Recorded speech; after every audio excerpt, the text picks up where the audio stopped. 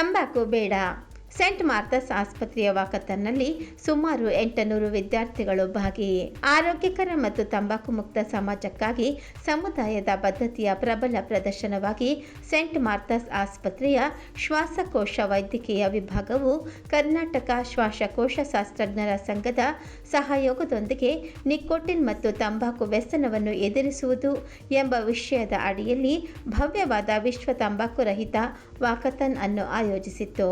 ಕರ್ನಾಟಕ ಸರ್ಕಾರದ ಮಾಜಿ ಗೌರವಾನ್ವಿತ ಶಿಕ್ಷಣ ಸಚಿವ ಶ್ರೀ ಮಧು ಬಂಗಾರಪ್ಪ ಅವರು ಈ ಕಾರ್ಯಕ್ರಮಕ್ಕೆ ಚಾಲನೆ ನೀಡಿದರು ಮತ್ತು ಆರೋಗ್ಯ ವೃತ್ತಿಪರರು, ವಿದ್ಯಾರ್ಥಿಗಳು, ಪೊಲೀಸ್ ಸಿಬ್ಬಂದಿ, ಸಾಮಾಜಿಕ ಸಂಸ್ಥೆಗಳು, ಆಸ್ಪತ್ರೆ ಸಿಬ್ಬಂದಿ ಮತ್ತು ಸಾರ್ವಜನಿಕರು ಸೇರಿದಂತೆ ಎಲ್ಲ ಹಂತಗಳ ಸುಮಾರು 800 ಜನರು ಭಾಗವಹಿಸಿದ್ದರು. ತಂಬಾಕಿನ ಹಾನಿಕಾರಕ ಪರಿಣಾಮಗಳ ಬಗ್ಗೆ ಜಾಗೃತಿ ಮೂಡಿಸುವ ಮತ್ತು ತಂಬಾಕು ಮುಕ್ತ ಜೀವನ ಶೈಲಿಯನ್ನು ಅಳವಡಿಸಿಕೊಳ್ಳಲು ವ್ಯಕ್ತಿಗಳನ್ನು ಪ್ರೋತ್ಸಾಹಿಸುವ ಉದ್ದೇಶದಿಂದ ಸೆಂಟ್ ಮಾರ್ಥಾಸ್ ಆಸ್ಪತ್ರೆ ಆವರಣದಲ್ಲಿ ವಾಕಥಾನ್ ನಡೆಸಲಾಯಿತು. ಈ ಕಾರ್ಯಕ್ರಮದಲ್ಲಿ ಸೆಂಟ್ ಮಾರ್ಥಾಸ್ ಆಸ್ಪತ್ರೆಯ ಹಲವಾರು ಗಣ್ಯರು ಉಪಸ್ಥಿತರಿದ್ದರು.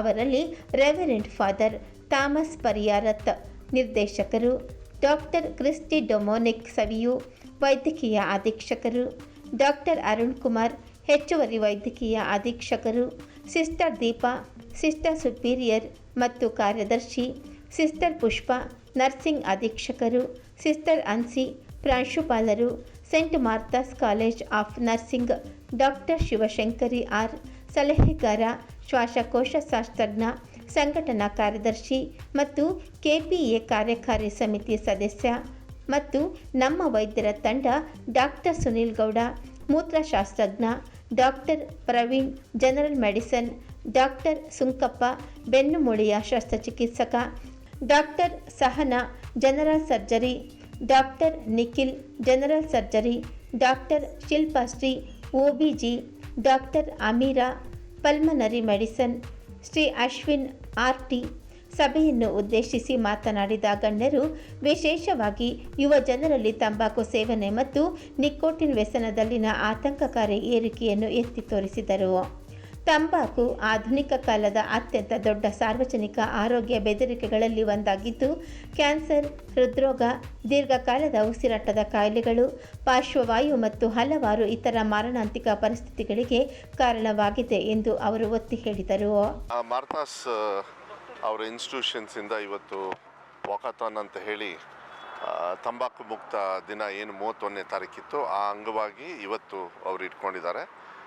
ಇದು ಭಾಳ ಮುಖ್ಯವಾಗಿರ್ತಕ್ಕಂಥದ್ದು. ಯಾಕೆಂದರೆ ಈ ಥರ ಅವೇರ್ನೆಸ್ನ ಕೊಟ್ಟರೆ, ಇದು ಅವೇರ್ನೆಸ್ಸು ಬರೀ ಮಾರ್ಥಾಸ್ ಅಲ್ಲ, ಎಲ್ಲರೂ ಕೂಡ ಮಾಡಬೇಕಾಗ್ತದೆ. ಆವಾಗ ಮಕ್ಕಳಿಗೆ ಗೊತ್ತಾಗ್ತದೆ. ಬೆಳೀತಕ್ಕಂಥ ಮಕ್ಕಳಿಗೆ ಇದೊಂಥರ ಏನೋ ಶೋಕಿಗೋ ಅದರಲ್ಲೋ ಸಿಕ್ಕಾಕೊಂಡ್ಮೇಲೆ ಅದು ಅಡಿಕ್ಷನ್ ಆಗಿ ಕನ್ವರ್ಟ್ ಆಗ್ತದೆ. ಮತ್ತು ಅವ್ರು ಬರೋದು ಡಾಕ್ಟರ್ಸಲ್ಲಿ. ಅದಕ್ಕೆ ಒಂದು ಮೆಡಿಕಲ್ ಇನ್ಸ್ಟಿಟ್ಯೂಷನಿಂದ ಈ ಥರ ಅವೇರ್ನೆಸ್ ಕಳಿಸೋದು ಭಾಳ ಅರ್ಥಪೂರ್ಣವಾಗಿರ್ತದೆ. ಜನರು ಅದನ್ನ ಅರ್ಥ ಮಾಡ್ಕೋಬೇಕು, ಮುಂದೆ ತೊಗೊಂಡು ಹೋಗ್ಬೇಕು. ಇಲ್ಲಾಂದರೆ ಏನಾಗ್ತದೆ, ಅದು ಉಪಯೋಗ ಆಗಲ್ಲ. ಇವ್ರು ಪಡ್ತಕ್ಕಂಥ ಕಷ್ಟ ಏನು ಅವೇರ್ನೆಸ್ ಇದೆ, ಯಾಕೆಂದರೆ ಅವ್ರು ನೋಡಿರ್ತಾರೆ. ಇಲ್ಲಿ ಎಲ್ಲರೂ ಅಷ್ಟೇ ತಂಬಾಕು ತೊಗೊಂಡ್ಮೇಲೆ ಇಲ್ಲಿಗೆ ಬರಲೇಬೇಕಲ್ಲ, ಯಾಕೆಂದರೆ ಸಿಕ್ಕಾಕೊಳ್ತಾರೆ ಅವ್ರ ಜೀವನದಲ್ಲಿ.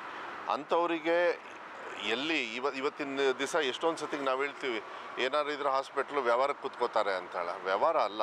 ಈ ಥರ ಮಾನವೀಯತೆಯನ್ನು, ಅವ್ರ ನೋವುಗಳನ್ನು ಅರ್ಥ ಮಾಡಿಕೊಂಡು ಬುಡದಲ್ಲೇ ಅದನ್ನ ಹಿಡಿಬೇಕು ಅಂತ ಹೇಳಿ ಏನು ವ್ಯವಸ್ಥೆಯನ್ನು ಅವೇರ್ನೆಸ್ ಮಾಡ್ತಾರೆ, ಇದನ್ನೊಂಥರ ಶೋಕಿಗಾಗಬಾರ್ದು. ಜನರು ಕೂಡ ಇದನ್ನ ತೊಗೊಳ್ಬೇಕು. ನನಗನ್ಸುತ್ತೆ ಎಲ್ಲರೂ ಮಾಡಬೇಕು. ಸರ್ಕಾರದಲ್ಲಿ ನಮ್ಮಂಥವ್ರು ಮಾಡಬೇಕಾಗ್ತದೆ, ಶಾಲೆಗಳಲ್ಲಿ ಮಾಡಬೇಕು. ಐ ಥಿಂಕ್ ಶಾಲೆಗಳಲ್ಲೂ ಈ ಥರ ಒಂದು ದಿವಸ 31ನೇ ತಾರೀಕು ಮಾಡಿದ್ದಿದ್ರೆ ಭಾಳ ಅದ್ಭುತವಾಗಿರ್ತಿತ್ತೇನೋ. ಇಲ್ಲ ಇನ್ನೊಂದು ದಿವಸ ಮಾಡ್ಬೋದು. ನಮ್ಮ ಸರ್ಕಾರಕ್ಕೂ ಕೂಡ ನಾನು ಗ್ಯಾರಂಟಿ ಅದನ್ನು ಒತ್ತನ್ನು ಕೊಡ್ತೀನಿ. ಯಾಕೆಂದರೆ ಮಕ್ಕಳಿಗೆ ಶಾಲೆಯಲ್ಲೆಲ್ಲ ಹಾಕ್ತಾರೆ ತಂಬಾಕು ತೊಗೊಳ್ಬಾರ್ದು, ಅದನ್ನೆಲ್ಲ ಇರ್ತದೆ. ಧೂಮಪಾನ ಇರ್ಬೋದು ಮತ್ತು ಮದ್ಯಪಾನ ಇರ್ಬೋದು, ಇದೆಲ್ಲ ಇರ್ತದೆ. ಬಟ್ ಅದನ್ನ ಮೊರಾಲಿಟಿ ಹೇಳಬೇಕಾಗತ್ತೆ, ಅದನ್ನ ಅರ್ಥ ಮಾಡಿ ಹೇಳಬೇಕಾಗತ್ತೆ. ಸುಮ್ಮನೆ ಪೋಸ್ಟ್ ಹಾಕ್ಬಿಟ್ರೆ ಆಗೋದಿಲ್ಲ. ಅದು ಇವತ್ತು ಮಾಡ್ತಾಯಿದ್ದಾರೆ. ಅದಕ್ಕೆ ನಾನು ಎಲ್ಲ ಮಾರ್ಥಾಸಿನ ಎಲ್ಲ ಅವರ ಸಿಬ್ಬಂದಿ ವರ್ಗದವರಿಗೆ, ಆಡಳಿತ ವರ್ಗದವರಿಗೆ ಮತ್ತು ಯಾರ್ಯಾರು ಇವತ್ತು ಮಕ್ಕಳು ಎಲ್ಲರೂ ಕೂಡ ಇವತ್ತು ಪಾರ್ಟಿಸಿಪೇಟ್ ಮಾಡಿದ್ದಾರೆ ಅವರಿಗೆಲ್ಲರಿಗೂ ಕೂಡ ಹೃದಯಪೂರ್ವಕವಾಗಿ ಧನ್ಯವಾದಗಳನ್ನು ನಾನು ಹೇಳಲಿಕ್ಕೆ ಇಷ್ಟಪಡ್ತೀನಿ. ನಮಸ್ಕಾರ. ನಾನು doctor Arun Kumar, additional medical superintendent saint Martha's hospital. ಈ ತಂಬಾಕು ರಹಿತ ದಿನದ ಅಂಗವಾಗಿ ಈ ಒಂದು ದಿನ ನಾವು ಒಂದು ವಾಕಥಾನ್ ಅಂತ ಆರ್ಗನೈಸ್ ಮಾಡಿದ್ದೀವಿ. ಇದನ್ನು ಜನರಿಗೆ, ಸಾಮಾನ್ಯ ಜನರಿಗೆ ತಂಬಾಕುವಿಂದ ಆಗುವಂಥ ಯಾವುದೇ ಒಂದು ತೊಂದರೆಗಳಾಗಲಿ ನಾವು ಅದನ್ನು ಒಂದು ತಿಳಿಯಪಡಿಸ್ಲಿಕ್ಕೋಸ್ಕರ ಇದೊಂದು ವಾಕಥಾನ್ ಆರ್ಗನೈಸ್ ಮಾಡಿರೋದು. ತಂಬಾಕು ಅಂದರೆ ಬರೀ ಕೆಮ್ಮು ಪ್ಲಸ್ ಲಂಗ್ಸ್ಗೆ ಎಫೆಕ್ಟ್ ಆಗುತ್ತೆ, ಅಂದರೆ ಶ್ವಾಸಕೋಶಕ್ಕೆ ಮಾತ್ರ ಎಫೆಕ್ಟ್ ಆಗುತ್ತೆ ಅನ್ನೋದಲ್ಲ, ಅದು ಇಡೀ ದೇಹದ ಎಲ್ಲ ಭಾಗಗಳನ್ನು ಎಫೆಕ್ಟ್ ಆಗುವಂಥ ಒಂದು ದುರಭ್ಯಾಸದ ಸಂಗತಿ. ಸೊ ಆದ್ದರಿಂದ ಅದನ್ನು ಆದಷ್ಟು ಬಿಟ್ಟು, ಎಸ್ಪೆಷಲಿ ಈ ಯಂಗರ್ ಜನ್ರೇಷನ್ ಅಂದರೆ ಮಕ್ಕಳಲ್ಲಾಗಲಿ ಅಥವಾ ಕಾಲೇಜ್ಗೆ ಹೋಗೋ ಸ್ಟೂಡೆಂಟ್ಸ್ಗಾಗಲಿ ಇದನ್ನು ಅವರು ಆದಷ್ಟು ಮುಂಚೆಯಿಂದನೇ ನಿಲ್ಲಿಸೋದು ಒಳ್ಳೆಯದು. ಯಾಕಂದರೆ ಅಲ್ಲಿ ಶುರು ಆಗುವಂಥದ್ರದ ಪರಿಣಾಮಗಳು ಏನಿದ್ರು ಆಮೇಲೆ, ಅಂದರೆ ಅವರು 30 ವರ್ಷ 40 ವರ್ಷ ಆದಮೇಲೆ ಬರಲಿಕ್ಕೆ ಸಾಧ್ಯತೆ ಉಂಟು. ಸೊ ಅದರಿಂದ ಮುಂಚೆನೇ ಅದನ್ನು ಸ್ಟಾಪ್ ಮಾಡಬೇಕಾಗುತ್ತೆ. ಅದರಿಂದ ಆದಷ್ಟು ಅದನ್ನು ಅವೇರ್ನೆಸ್ ಕ್ರಿಯೇಟ್ ಮಾಡಲಿಕ್ಕೆ ಅಂತ ಆರ್ಗನೈಸ್ ಮಾಡಿರೋದು ಇದು ವಾಕಥಾನ್. Thank you.